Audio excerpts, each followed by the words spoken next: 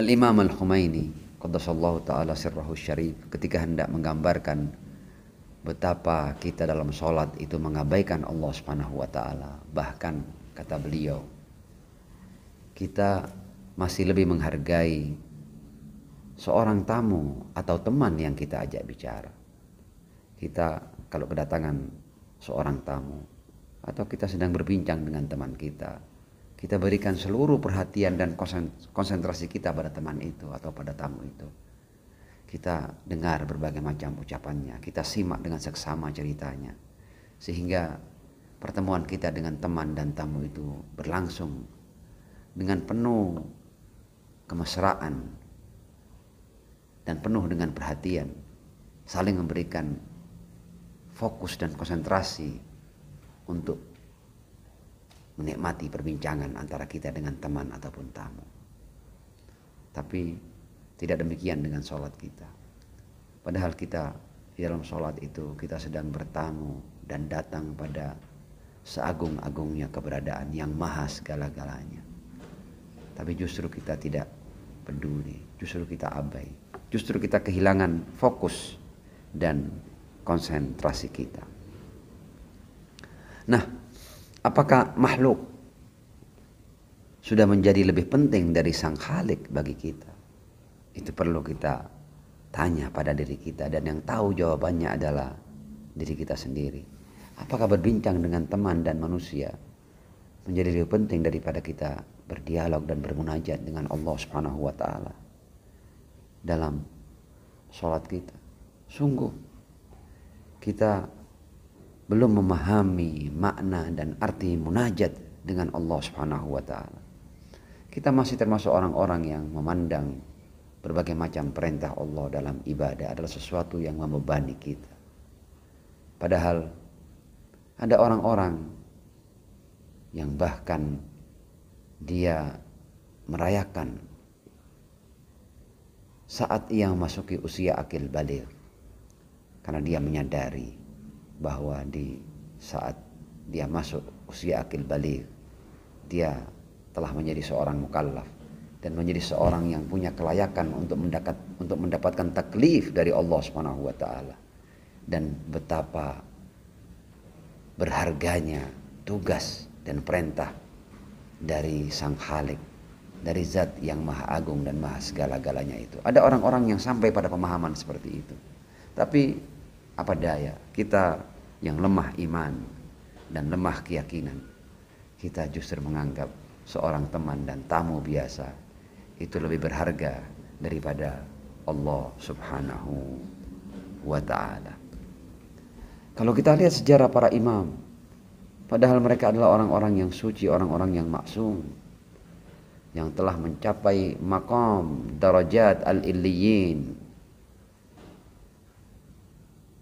bahkan derajat yang paling tinggi telah mereka raih. Tapi kita lihat bagaimana ketika mereka hendak memasuki sholat, bahkan saat-saat mengambil air wudhu, warna wajah mereka memucat, dan ketika berdiri hendak melantunkan atau mengucapkan takbiratul ihram, tubuh mereka bergetaran. Semikian itu mereka memperlakukan sholat dan saat-saat munajat dengan Allah Subhanahu wa ta'ala.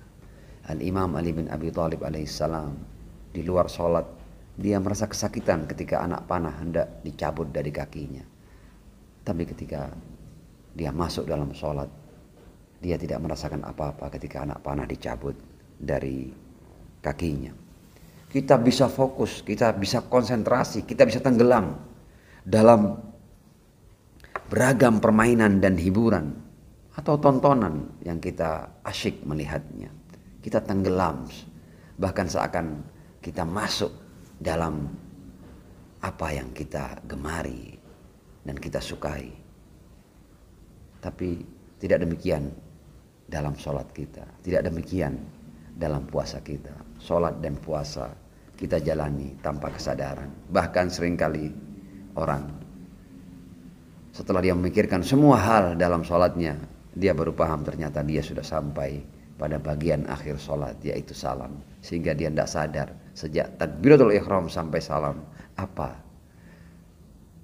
yang sedang dia pikirkan tentang Allah Subhanahu wa taala, karena Allah tidak ada dalam hatinya, Allah tidak ada dalam pikirannya.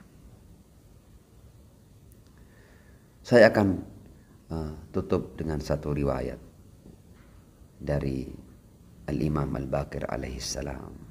Beliau berkata, "Innama laka min salatika ma aqbalta alaihi minha." Ketahuilah wahai hamba,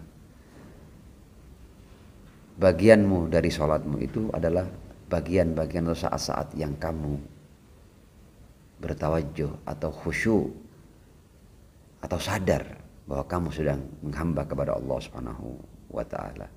Fa in auhamaha kullaha au ghafala an adabiha luffat. Kalau seandainya dalam sholat seorang hamba itu lalai, dia tidak sadar bahwa dia sedang melaksanakan ibadah sholat. Sholat hanyalah ritual semata yang dia jalankan tanpa sedikit pun kekhusyukan, atau lalai sama sekali dari berbagai macam adab as-shalah, maka sholat yang seperti itu akan dilipat dan akan dilempar ke wajah orang yang melaksanakannya. Wa na'udzubillahi min dzalik. Mudah-mudahan pada bulan Ramadan kali ini, syahrus siyam, syahrul qiyam, kita mampu melaksanakan sholat dan puasa dalam kesadaran. Ja'alallahu wa iyyakum minas shaimin wal qaimin fi hadzal syahril azim. Dan kita tidak pernah berhenti berdoa. Mudah-mudahan Allah memberikan kemenangan dan kemerdekaan pada rakyat Palestina dan Gaza. Free Palestine. Assalamualaikum warahmatullahi wabarakatuh.